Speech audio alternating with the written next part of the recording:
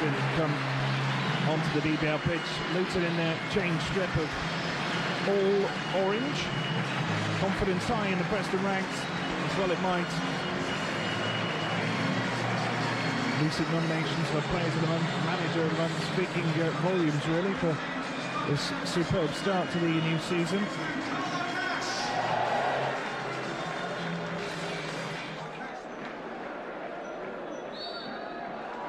We get proceedings underway immediately. The ball knocked down that left flank and then down towards the touchline. A foot in, but Luton with an opportunity almost straight away here. A foot in, just takes it away in the end on that far side. The goal kick launched forward in his changed all grey kit.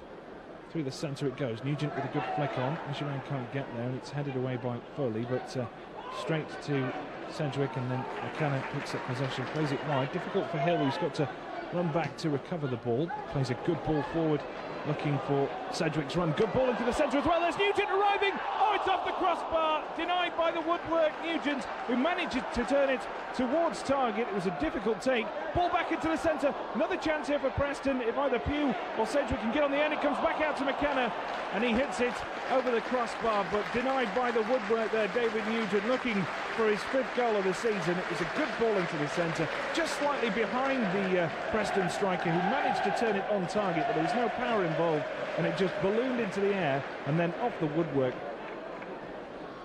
Heikkinen's in there, Barnett's in there. It's Nash though who comes out to play. This is where we need to break over. Simon's out there, Pep's out there running around, and now Kenna's there. Nash does release eventually, gets it out wide to McKenna. Ball in towards the centre, laid off by Nugent, looking for Pugh. Pugh manages to turn. I thought he'd been a little bit too clever at first from Nugent to Pugh, but Preston still have it. Ball into the centre, Nugent's in now, he's just beyond him, and it's headed behind by Foley, and that is going to be a corner to Preston. It's a good ball into the centre, just beyond David Nugent. Plenty of white shirts in the middle. It is in towards the middle, and Agyemang, and just manages to go past the far post. Somehow he headed it. I'm not sure he knew which way the ball had gone. Certainly the crowd didn't.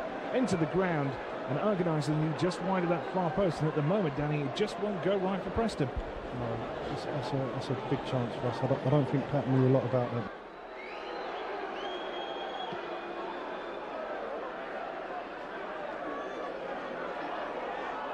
Now Nugent can get round the back. A slip by Barnett has let Nugent in.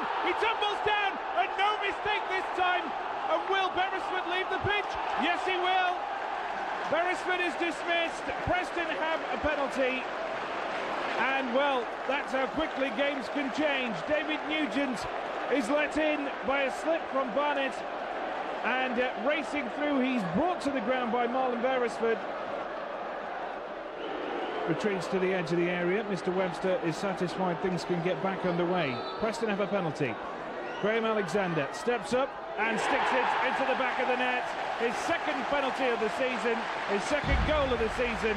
Preston have put distance between themselves and Luton, and they now face the remainder of this game, a full 39 minutes, playing 10 men of Luton, and they're 1-0 to the good as well.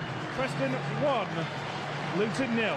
That's his 100th career goal as well for skipper Graham Alexander, so he reaches a real milestone as Brill can't keep that ball in play.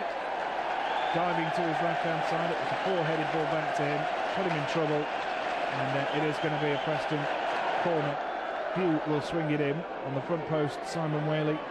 The back post, Patrick Agyemang. Nugent's in the box, but it'll be the big centre-backs they're looking for. It is in towards the middle, and Agyemang! Into the back of the net it goes! It's his 5th goal of the season, and given that this is only his 6th start, that is quite a record for the Preston striker. Preston 2, Luton Town 0, and, well, I thought they were going to go for the big centre-backs, but it was quickly into the front post, and there was Agyemang, Danny. Yeah, we worked on that corner during training where we try and pull our big guys out to the far post as a bit of a decoy, and Huey tries to hit the near post, Simon Whaley, and we had kind of a corner first half where Pat missed it with a header, but he's managed to get on that and put a great volley in the top corner there. And now McKenna plays the ball out wide to Alexander. Alexander to Whaley, waiting patiently on the byline. He tries to cut in. He's giving Peter Holmes a torrid time down this right side at the moment. Growing in confidence, Whaley lays it off. Alexander's there. Agyemang helps it on. Sedgwick's onside. Can he pull it back? He does do. Brill just manages to knock the ball behind, and Brill appealing to the assistant referee for the offside.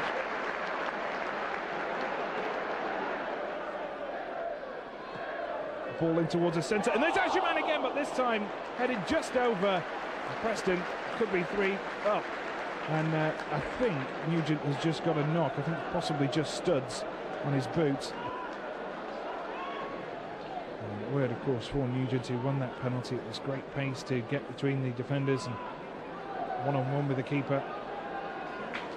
He was the man who was brought down in the area for that penalty, and of course the resulting sending off. It was a slip essentially by the defender Barnett that let him in the end. But he made full effect of that as the ball is played over the top. He finds Nugent again using his pace, pulls it back into the path of Pugh, who just puts it wide on the far side, and he's left prone on the floor, wondering how he missed that opportunity. But that was great play, and again it was Nugent's pace that just opened up a bit of space. Great move again, great cross-field pass from Graham. Nuge pulled on his defender, great little header into his path, and then a short pass into Pugh, who normally puts them away, but it was on his right foot, didn't manage to hit the target. Looks it in towards the edge of the area, and there's Sedgwick looking for some consolation after missing out that penalty. His ball into the centre, takes a deflection from the keeper, hits Ormerod, and ends up in the back of the net, and now it's 3-0 to Preston North End. Ormerod, Johnny on the spot to make it 3-0, and Sedgwick's curling ball in was not really dealt with in the fashion that Dean Brill would have wanted Danny Dickey. Fantastic, because I'm delighted for Brett. As I said, he's been working really hard in training this week. He's been looking really sharp, and that's what we've got Brett here for. He is a Johnny in the box. He is a sniffer around the goal area, and them little bits and pieces that come off the keeper, he's there for putting them in.